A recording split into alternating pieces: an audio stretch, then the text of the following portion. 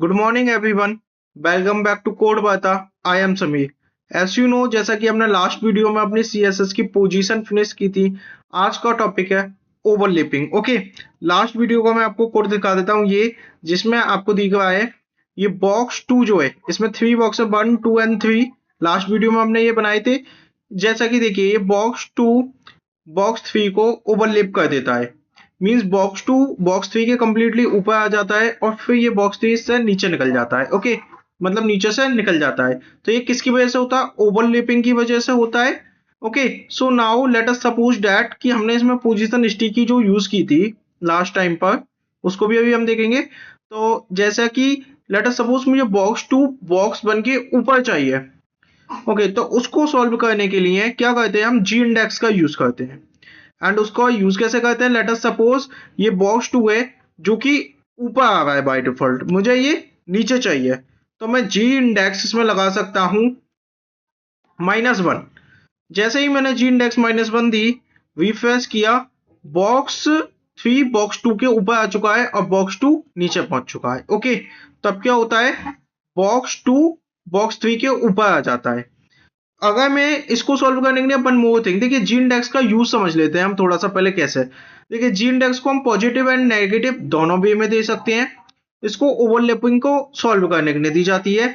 Second thing, ये अपनी by default ji index जो होती है किसी की भी, वो 0 होती है। ओके, और जब हम जिसमें पोजीशन स्टिकी लगाते हैं वो बॉक्स हमेशा ऊपर आता है बाय डिफॉल्ट, जैसा कि अभी बॉक्स 2 आया था। बट इसमें हमने क्या किया, बाय डिफॉल्ट उसकी जेड इंडेक्स जो थी 0 थी, हमने उसमें जेड इंडेक्स -1 दे दी, तो मीन्स कम हो गई उसकी जेड इंडेक्स। और जैसे ही जेड इंडेक्स कम हो गई, वो उसके पीछे चला गया।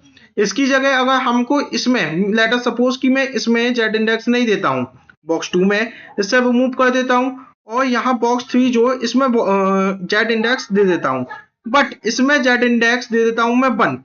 तो अब क्या होगा, अभी भी box 3 he on the top of रहेगा जैसे कि है ये बॉक्स 2 के ऊपर। ऐसा क्यों हुआ?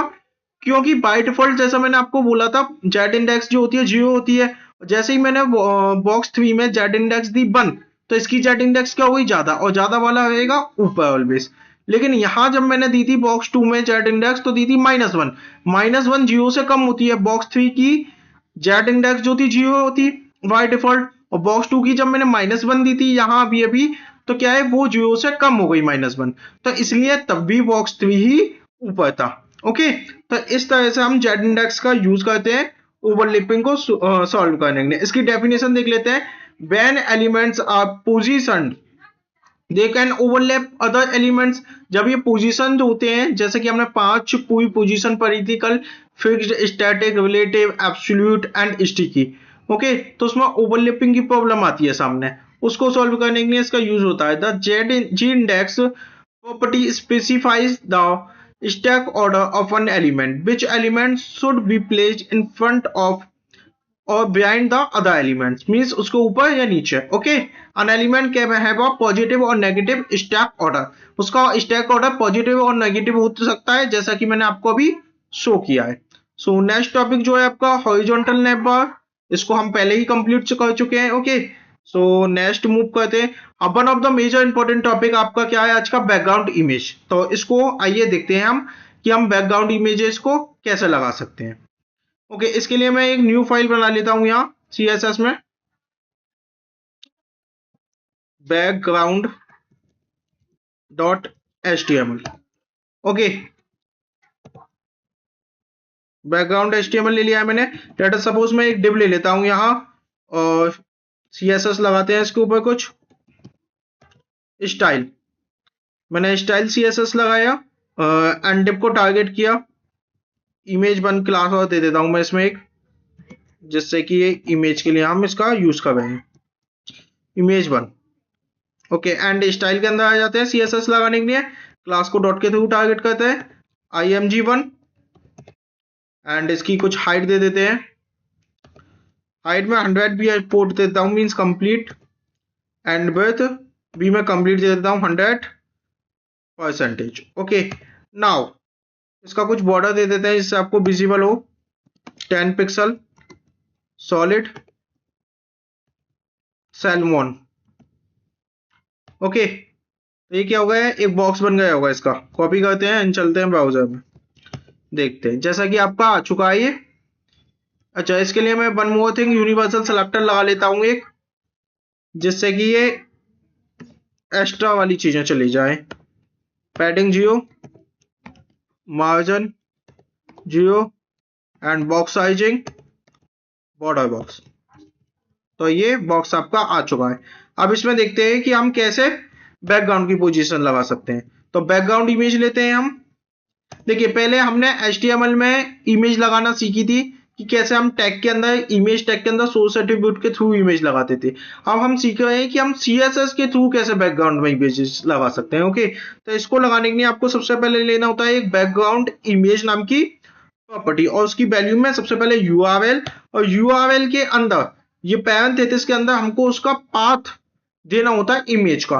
तो इसके भी टू बेस होते हैं, जैसा कि उसमें हमने दे रखा था टैग वाले में, इसमें भी टू बेस होते हैं। एक आप ऑनलाइन इमेज और एक ऑफलाइन इमेज यूज कर सकते हैं। तो पहले हम ऑनलाइन गूगल के थ्रू कोई इमेज निकालते हैं। हम दोनों तरीके देखने वाले हैं अभी आज ही। तो कार इमेजेस में यहाँ ले लेता हूं, और यहाँ ये इमेजेस आ चुकी हैं। लेट्स सी,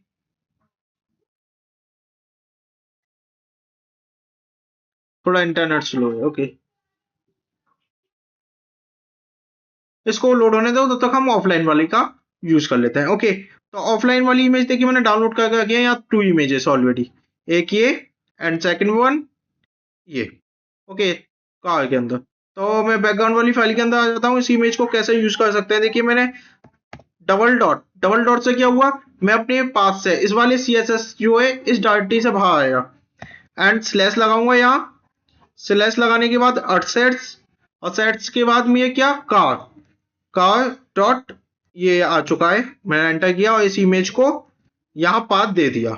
हमने सेव की फाइल को और चलते हैं यहाँ, और रिफ्रेश किया तो कार की इमेज आ चुकी है। देखिए, इसकी हाइट एंड ब्रेड्थ इतनी है कि ये इमेज काफी टाइम रिपीट हो रही है आपकी। ओके, काफी टाइम जो एक ही इमेज है, सेम इमेज रिपीट हो रही है काफी टाइम। तो इस प्रॉब्लम को कैसे सॉल्व करेंगे हम। ओके, तो जैसे कि इसको सॉल्व करने के लिए आपको बैकग्राउंड बैकग्राउंड रिपीट नाम की एक प्रॉपर्टी होती है, उसका यूज करते हैं इसमें। जैसे ही मैं लिखूंगा no repeat, background repeat, no repeat दूंगा, तो क्या होगा, ये केवल एक वन टाइम आएगी इमेज। जैसा कि कार की इमेज आपकी ये वन टाइम आ चुकी है। ठीक है, मैंने जूम कर दिया इसको थोड़ी सी, वन टाइम आ चुकी है। Okay, now what I will do, मैं इसको देखिए ये क्या है, एक छोटे से कॉर्नर में आ चुकी है अपनी हाइट एंड ब्रेड्थ के according. But let us suppose कि मुझे ये सेंटर में चाहिए ये इमेज। ओके, तो मैं मार्जिन पैडिंग का तो यूज कर ही सकता हूँ, बट यहाँ एक डायरेक्टली प्रॉपर्टी होती है एक बैकग्राउंड पोजीशन इमेज के लिए, बैकग्राउंड पोजीशन सेंटर। तो क्या हो जाएगा, ये इमेज सेंटर में आ जाएगी बिल्कुल। मीन जो भी आपने हाइट ब्रेड्थ सभी चीजें दी है ना, उसके अकॉर्डिंग ये सेंटर अपना ऑक्यूपाई कर लेगी। ओके, तो ये सेंटर में आ चुकी है। इसके अलावा इसकी जो हाइट एंड ब्रेड्थ, अगर आप मैक्सिमम मींस मैक्सिमम चाहते हो, तो उसके लिए आप क्या कर सकते हो, बैकग्राउंड साइज। बैकग्राउंड साइज में टू प्रॉपर्टीज होती हैं, एक होती है कंटेंट और एक होती है कवर। कंटेंट से क्या होगी, मैक्सिमम वो जितना कंटेंट कर सकता है उतना कंटेंट कर लेगा। मींस उसकी मैक्सिमम हाइट इतनी, मींस हाइट और हाइट के अकॉर्डिंग ब्रेड्थ को मैक्सिमम कंटेंट कर लेगा। और सेकंड वन क्या होती है आपकी प्रॉपर्टी, वैल्यू आप पास कर सकते हो या कवर। कवर से क्या होगा, जितनी भी हाइट एंड ब्रेड्थ आपने दी है वो उस कंप्लीट को ही अब कवर करेगा। तो जैसा कि सेव किया मैंने, और ये कंप्लीट हाइट एंड ब्रेड्थ इसने कवर कर लिया, चाहे वो मींस उसके पिक्सल्स फट जाए जो भी है, मींस वो कंप्लीट कवर ही करने वाला है इसके थ्रू। तो इस प्रॉपर्टी का इसलिए यूज करते हैं। I hope you understood that. So next देखते हैं। अच्छा, हैव यू सीन दैट कि मैंने ये यहां लगा दिया है, बट ये सारी प्रॉपर्टी में यहां नहीं देकर यहां देनी है। ओके, इन छोटी छोटी बातों का हमको ध्यान रखना है। वो बाय डिफॉल्ट वर्क कर गई है क्योंकि अभी एक ही डिव है अपने पास। ओके, अभी मैं यहाँ एक और डिव लेता ना तो यूनिवर्सल में फिर मुझे दिक्कत आ जाती है उसके लिए। और ये सभी प्रॉपर्टी मुझे कहा इमेज वन में यूज करनी है। Okay, remember that. ठीक है, तो मैं नेक्स्ट चलते हैं। लेट अस सपोज मैं डिव ले लेता हूँ। एक्चुअली क्या होता है, ये मैक्सिमम जूम है, तो इसकी वजह से कभी कभी क्या होता है, दूसरी वाली में दूसरे की प्रॉपर्टी लग जाती है गलती से। बट वो तब भी हमारी प्रॉपर वर्किंग थी, बट बॉक्स 2 लेता ना मैं, तब थोड़ा सा इशू आता हमको। ओके कोई नहीं। अब देखते हैं क्लास में यहाँ दे देता हूँ इमेज 2, और इमेज 2 को भी हम टारगेट करते हैं, इसमें हम ऑनलाइन वाली इमेज दे देंगे इमेज 2। देखिए डॉट नहीं लगाया है, डॉट लगा देते हैं इमेज 2। इमेज 2 में भी हम हाइट वर्थ दे देते हैं सेम 100 bh की height and width 100 pixel, 100 pixel. And let us suppose border भी ले लेते हैं इसमें, border 10 pixel solid. And let this time I will take yellow, green yellow. Okay now इसमें हम ऑनलाइन वाली इमेज का यूज करेंगे, तो मैं लिख देता हूँ background colour, sorry background image.